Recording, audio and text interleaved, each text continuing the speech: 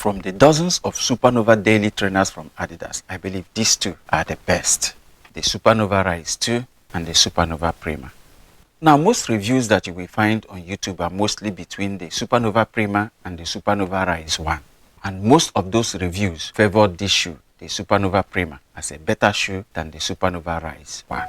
With the release of the Supernova Rise 2 and the updates that I have seen in this shoe, is the Supernova Prima still the better shoe? In this video, I will be comparing the two shoes to determine which of these is the better shoe. Now, welcome back to the channel, guys. I'm still your man, Dr. CY, the running dog. Always here to give you the best shoes at the best prices. One of the major reasons why I'm reviewing these shoes at this time is because both shoes are on discount now. A lot of people are now showing interest in these shoes now that their prices are low, because that's the goal of my channel. Get the best for less. If you are new to the channel, please be sure to subscribe and hit the notification bell, because you are going to get a lot of hidden gems on this channel. Now, let's kick off this review with the price, the designs, stats, and specs. Both shoes are now on discount. However, the Supernova Rise 2 is still about $20 to $30 less than the Supernova Prima on almost every platform. I got this one for 322 Saudi Riyal, approximately $85. And this one for 356 Saudi Riyal, approximately $95. So there's a difference of $10 between these two shoes.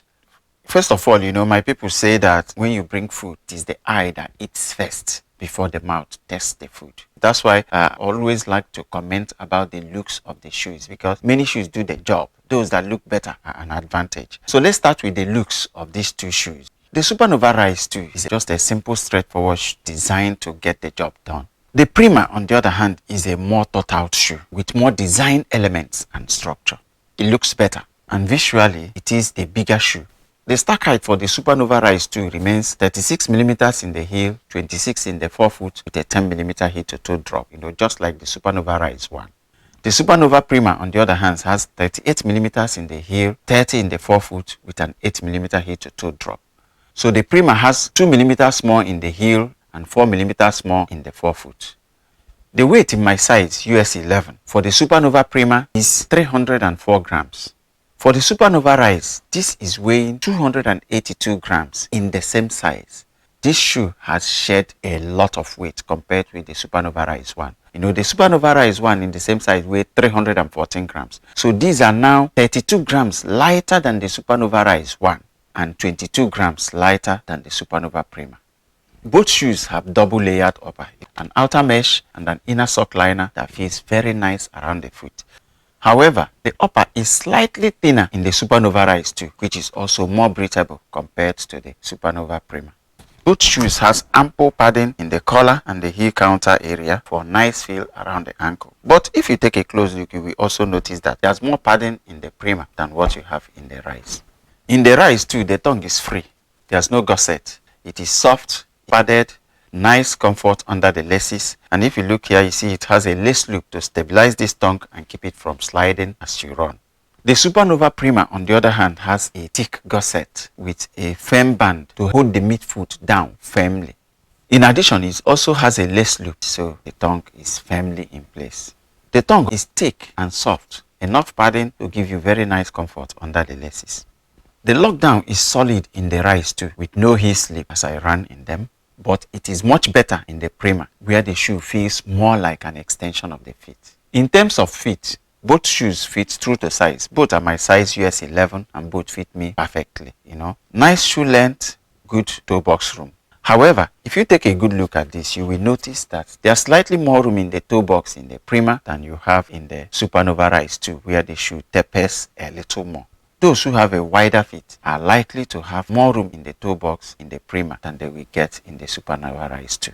Going to the midsole now, notice that both shoes have Dream Strike cross sandwiched between layers of carrier EVA foam. It is thicker in the forefoot while it tapers towards the heel, both in the Supernova Prima and the Supernova Rise. In the heel area, the Supernova Prima is more of 3-layered. Because the outsole rubber is much thicker here, like an extra layer of firm TPU plate. Like I mentioned earlier, the Midsole stack is 38mm in the heel for the Prima, 30 in the forefoot with an 8mm heel to toe drop, while it is 36mm in the heel for the Rise, 26 in the forefoot with a 10mm heel-to-toe drop. So we have thicker foam underfoot in the Prima, both in the heel area, 2mm, and even more so in the forefoot, where you have a difference of 4mm. But then, if you take a good look, notice that the thickness of the Dream Strike Plus in the Supernova Prima is much thicker than what you have in the Supernova Rise. But one important point to note is that the carrier EVA foam in the Supernova Rise is much softer than the carrier EVA foam in the Supernova Prima. If you touch it, you feel it. This one is so much softer. So the Prima generally has a firmer underfoot feel, more so in the heel, where you have this thickened TPU plate. The Rise too feels so much softer both in the heel and in the forefoot. The outsole of the Prima is molded into support columns. You can see the ridges here. It is less so in the Supernova Rise too. You can still see just 1 or 2 plastic columns here also, but they are very short, just in the middle here. So I think that's why if you check the two shoes, you see that the Supernova Rise too is so much more flexible in the forefoot than what you have in the Prima. The Prima is stiffer. Both shoes has a nice heel bevel to enhance that transition and roll nicely onto the forefoot as you toe off. Better in the Supernova Rise 2 than the Supernova Prima, which is more flat. It's time to talk about the ride in the two shoes. The Supernova Prima gave a firm, decently responsive ride. Running in them, you will feel the Dream Strike Plus under the ball of your feet as you toe off, adding an extra pop as you toe off. It wasn't fantastic, but it was decent. The cushion is good in a firm way.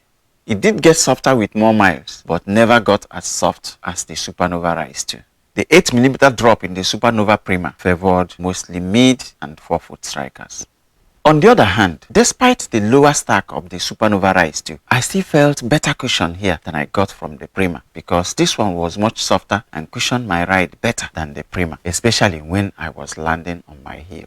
They felt very soft, very light, and very responsive. At 282 grams, they are now a very light shoe, and you feel them on your feet also. Because of the lightweight and the bounce, they have become more dynamic. The thick soft foam in the heel as well as the 10mm heel-to-toe drop favors heel strikers more. For me, while the ride in the Prima felt kind of basic, the Rise too is more energetic, light, and versatile. From fast to slower paces, they will do well. The Supernova Rise 2 is a much different shoe from the Supernova Rise 1. Nice upgrade here. The biggest change being a more dynamic foam as well as lighter weight. And these two made a lot of difference in the Supernova Rise 2 compared to the Supernova Rise 1. The shoe has become more fun to run in. So in summary, the Adidas Supernova Prima will be great for mid and forefoot strikers, especially those who prefer a firmer ride. The Rise 2, on the other hand, will be best for heel strikers and those who love a softer, more cushioned dynamic ride. So, I will say that the upgrades in the Supernova Rise 2 has made it a better running shoe than the Supernova Prima.